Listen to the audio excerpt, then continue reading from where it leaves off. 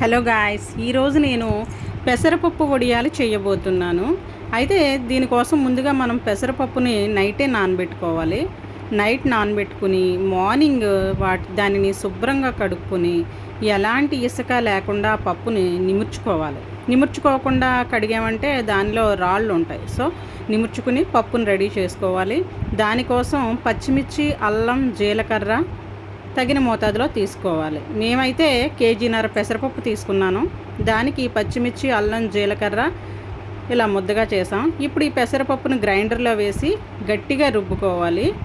గట్టిగా ఎలాంటి వాటర్ కూడా అందులో పోయకుండా గార్లిక్ ఎలా అయితే రుబ్బుకుంటామో అలాగా ఈ పెసరపప్పును రుబ్బుకోవాలి. రుబ్బుకున్న దానిలో ఉప్పు వేసుకోవాలి. నెక్స్ట్ మనం ఆల్రెడీ రుబ్బుకొని రెడీగా పెట్టుకున్నాం కదా, పచ్చిమిర్చి, అల్లం, జీలకర్ర పేస్టును ఇందులో కలుపుకొని ఈ మిశ్రమాన్ని పూర్తిగా ఉప్పు, ఈ పేస్టు కరిగే వరకు కలుపుకోవాలి.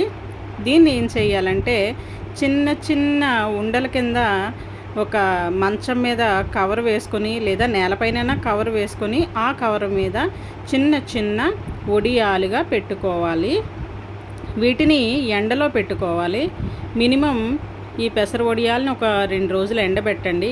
ఎండ బాగా ఉంటే ఒక్కరోజు సరిపోతుంది. ఈ ఎండిన పెసర వడియాలని మనం డైరెక్ట్గా వడియాలు వేపుకున్నట్టు ఆయిల్లో